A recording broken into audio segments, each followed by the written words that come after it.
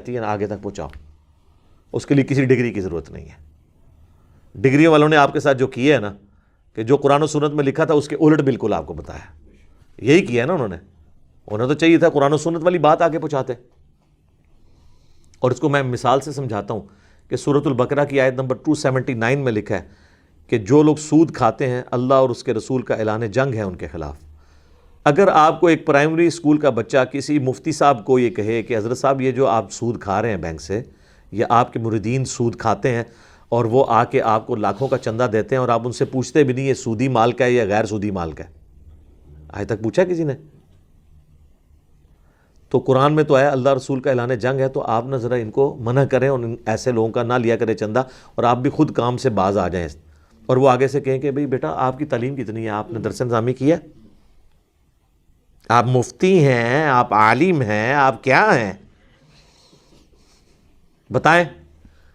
اور وہ آگے سے کہے کہ نہیں جی میں نے تو کچھ نہیں کیا, لیکن یہ قرآن میں نے پڑھا تھا. اور آپ جن کے شاگرد ہیں نا ان استادوں کے جو استاد تھے نا اشرف علی تھانوی صاحب یا احمد بریلوی صاحب, انہوں نے یہ 279 سورۃ البقرہ کا ترجمہ یہ کیا ہوا ہے. ہاں اس ترجمے پہ آپ بتائیں کہ وہ غلط ہے, وہ آپ کی تو اوقات ہی نہیں, آپ بتائیں اپنے بزرگوں سے اختلاف کر کے, پتہ تو ان کو بھی یہ لکھا ہوا ہے. تو وہ کہ نہیں میں نے تو قرآن کی آیت بھی نہیں ماننی نعوذ باللہ جب تک کہ تم ڈگری نہیں لے کے آؤ گے. تو اس کی ڈگری تو ہے یا نہیں ہے, اس کہنے والے کا تو ایمان فارغ ہو گیا نا, کیونکہ اس نے اس بچے کا انکار نہیں کیا بلکہ اللہ رسول کا انکار کر دیا.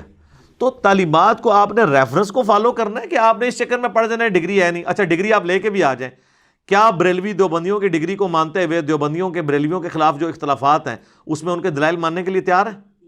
تو پھر ڈگری بھی لے کے آئیں تو آگے پھر مصیبت ہے. ڈگری سے کچھ نہیں ہونا, ڈگری سے اگر کچھ ہوتا تو یہ خود آپس میں متفق ہوتے ہیں. خود دیوبندیوں کے اندر حیاتی مماتی ہیں, بریلویوں کے اندر ڈاکٹر طاہر القادری پارٹی ہے, الیاس قادری پارٹی علیحدہ ہے, اہل حدیث کے اندر جماعت الدعوہ جمعیت اہل حدیث علیحدہ ہے. تو آپس میں بھی ڈگری ایک دوسرے کی کو ماننے کے لیے تیار نہیں ہے. اور ان کو چھوڑ دیں, ان کا عالم تو 8 سال میں درس نظامی کرتا ہے, تو شیعہ کے عالم تو 15 سے 17 سال کے اندر جا کے کم سے فارغ ہو کے آتے ہیں.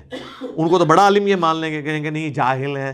ٹھیک ہے, سب کہانیاں ہیں, کتابوں پہ پیش کریں اپنے آپ کو اور پھر آپ کو پتہ چل جائے گا. مرنے سے پہلے اے مسلمان کر لے اس پہ غور, کتابوں کی تعلیمات جو ہے نا ان کو فالو کریں.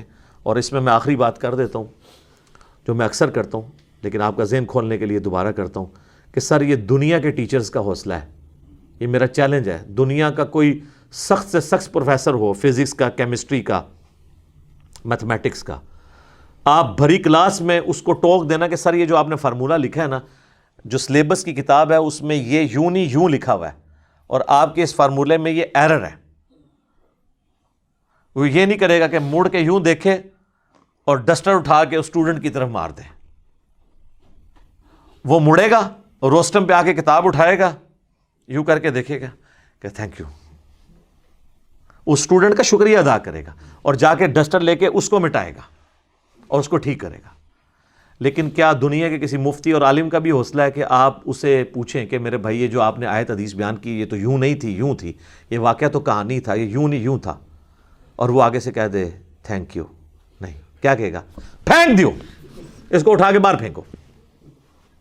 تو پھر یہ کہتے ہیں کہ دنیاوی پروفیسرز کی لوگ بڑی عزت کرتے ہیں, اس لیے وہ اپنی کتابوں کے ساتھ مخلص ہیں. ایک تو مخلص ہیں اور دوسرا اسے آن کرتے ہیں. آپ صرف آن کرتے ہیں اور مخلص نہیں, دشمن ہیں.